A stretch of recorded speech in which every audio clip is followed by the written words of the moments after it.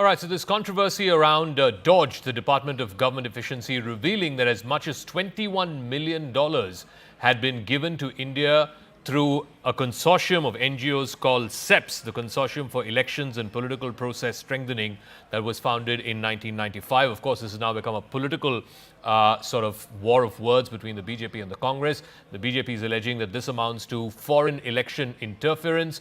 The Congress saying that this happened between the ECI and the said consortium of NGOs. Let's try and dig a little deeper into this. I'm now going to go straight across to the member of the Prime Minister's Economic Advisory Council, Dr. Sanjeev Sanyal. Dr. Sanyal, thank you very much for speaking with us here on CNN News 18. Why do you believe that there has to be an inquiry into these $21 million that came through CEPS, and CEPS then eventually gave it to what is called the International Foundation for Electoral Systems, or IFES, with whom the Election Commission of India had an MOU dating back to 2012? See, this is not just about that particular payment. You see, first of all, why does a US agency or any foreign agency have to be involved in trying to get involved in our internal policies, our internal politics, whether or not we want to vote, don't want to vote? That's surely between us. What has it got to do with a foreign agency? Secondly, this is not the only place this is happening. This is a part of a much wider network. That's why please don't only look at this 21 million. I have been writing now for many years about the huge amounts of funds, which is not just USAID, but Open Society and many other foundations, Rockefeller, Ford, and so on, who have been operating in India or influencing things in India using all kinds of funding. So I will give you a few examples and then you will understand how this works. So let's talk about stuff which is outside India first, and then I will come to how many of these agencies work inside the government. Some of the work they may do even is good, okay, but then they begin to influence all kinds of other things as well. So let me give you one example. Okay. You have been seeing for the last few years a large number of these suddenly global indices of various kinds, you know, democracy index, freedom index, all of these kinds of index. Have you noticed this or not? Yes. And in all of them, systematically India does badly, and ridiculously badly. I know, so there's one, for example, press freedom index, in which we do even worse than Afghanistan. And you know, we will routinely be not even in the top 100 democracies in the world in many of these rankings. Mm-hmm.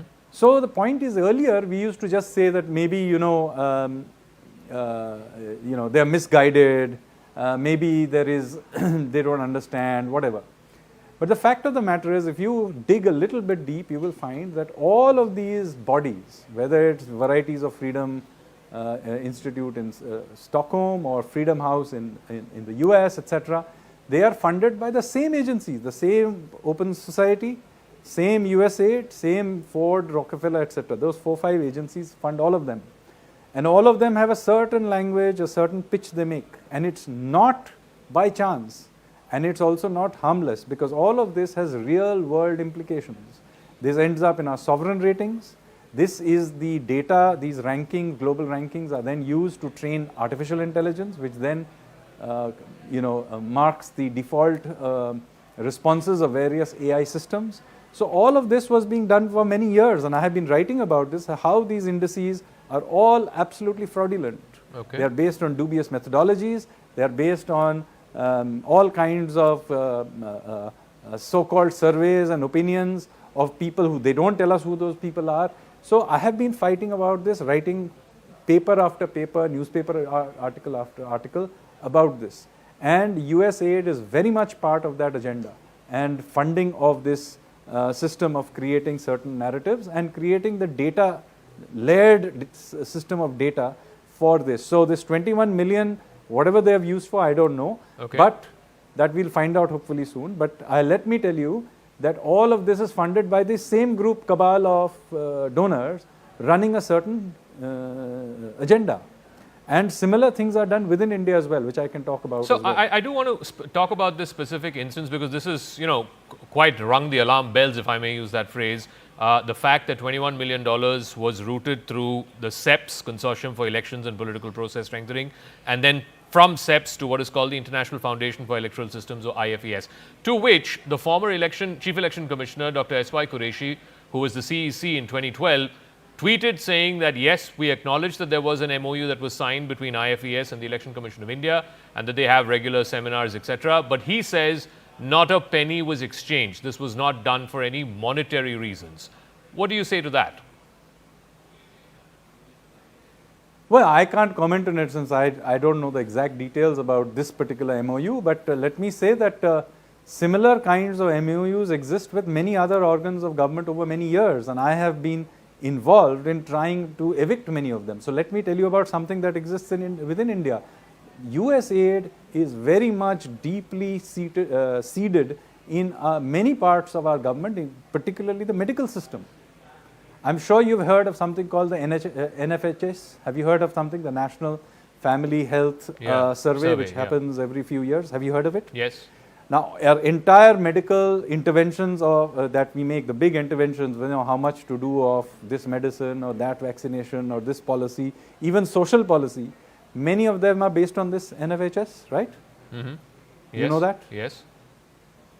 Now, it will come as some surprise to you, my friend, that NFHS was till very recently entirely run by USAID. It's called the National Family Health Survey, but it was essentially a USAID run system. Going back to the 90s and all the way through to around about, I think the 1920, they were running, all the surveys were run by USAID. Now, why is this a dangerous thing? It's dangerous because, first of all, a foreign agency is essentially harvesting all your health data. Our own government's health responses are based entirely on data run by this agency, which everybody is now aware is essentially a intelligence operation. And then based on this data, which can be manipulated in any which way they want, all kinds of other things are also being done. Now, the late Bibek Debroy and I began to object to this. So going back to around 2021, 22 or thereabouts, many people will know, he and I, sometimes separately and sometimes together, began to say that all this data is essentially being harvested by foreign donors who are doing whatever the hell they want about it. And so we wrote about how there was all these surveys about mosquito nets which didn't appear in the actual results when they published it. There was serious issues with, for example, the way they measured anemia, which I wrote an article where how the way they measured anemia deliberately overstated the amount of anemia in the country. I mean, I'm not saying anemia is not a problem in this country. I'm just saying that the numbers they came up with NFHS were clearly overstated. Why were they overstating it? Particularly the mistakes they were making are rookie mistakes which are well known. For example, they were collecting blood using a pinprick method, whereas we know that blood collected in this particular way will lead to an overstating of anemia in anybody, including you and me. Whereas in fact the only sensible way to do it is to take the blood intravenously. But everybody knows this, anybody who knows anything about anemia knows this, and yet our National Family Health Survey collected data using the pinprick method. Why? And had been doing it for decades, going back to the 90s, which is why everybody thinks everybody is anemic. So this kind of thing was going on. Now, the good news is that in recent times, we have begun catching on to this. And one of the things that I really caught on to, and I have here with the NHFS surveys done in the 1920 thing, the one done for males is only 29 pages long. The one done for women is 94 pages long. Why? Because a large part of it is about how women are suppressed in Indian society. So all the extra, how many pages they do for women, they don't, it's about how much violence, and the questions are all very suggestive in a particular way. So what they're doing is, again, they're creating narratives into our social spaces. Now, because the late Bibek Debroy and I made a halla about it, so in the last 2 years, we have had USAID taken out of NHFS. We are, for the first time right now, we are conducting NHFS on our own for the first time. Sadly, I think we did not entirely change the questionnaires, but anyway, at least we have control over it. But let me come back to... There are many such things where USAID is there. Saying. Okay, but let me come back to the moot point, which is that if all of these societies and these foundations are operating in India with a set narrative, a set agenda, their contention is they are operating within the law of the land, that they follow the FCRA guidelines, they follow FEMA, FERA, etc. Why then should the government not take action? If you believe that they are violating the law of the land, should the government not start an inquiry and take action against these institutions? They should, but I'm just pointing out to you, first of all, that action is being taken. This FCRA business, everybody has been complaining the last few years, all the foreign funded NGOs have been complaining about it or not. And media by and large has been saying, no, are bechara, how is Indian government persecuting all these FCRA walas? This is why it's being done, because I'm sure there are some good fellows also getting unfortunately stuck because of it. But can you see why we were so concerned about it and why we were trying to do something about it? The same thing happened, by the way, when USAID was kicked out of the National Family Health Surveys. There was a big fuss about, why have they removed these people? There were certain well-known researchers who were connected to it. They were removed from various positions. Again, there was a lot of fuss in the media about why is the government persecuting these people and so on. So it's not, let me tell you, the media has so far never been in favor of putting control over all of this. It's only now that thanks to Elon Musk and DOGE and that now the data is much more clearly available to you and to me for that matter, that many of these things can be said openly. Before that, this was just conjecture. Because after all, when I was first saying that, why are they taking control of our medical data? The main thing was, at least somebody is doing it. Kar rahe hain, maybe, why are you trying to hide the problems of India's medical system? No, we are not. We just don't think it's a good idea for a foreign agency to take control of it. So do you believe that the government now, bases whatever DOGE has revealed, should order an inquiry to find out, who this money was routed to and where this money was spent?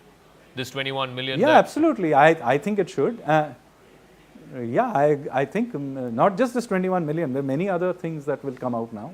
This is just the first round. It just happened to be that by sheer unintended consequence of US policies, we have much of this has come into the light. Now maybe people can dig further. And by the way, as I keep telling you, this is not just about USAID. USAID is just one peg in a wider ecosystem of funding, which are all interconnected, and all of which operate in this neighborhood, not just in India. It operates in Bangladesh, and one must look into what role it may have played in the coup there. They operate certainly in Nepal, where they do a lot of things, and many other neighboring countries where many odd things they have been funding. Why are they funding atheism in Nepal? What is the benefit to US taxpayer for that? All right, we'll leave it at that. Dr. Sanjeev Sanyal, thank you very much for joining us here on CNN News 18 with your thoughts and perspective into this big story. The bombshell that's been dropped by Elon Musk in DOGE, revealing that among other things, $21 million was routed through SEPs into IFES into India for what they call, quote unquote, increasing the voter turnout.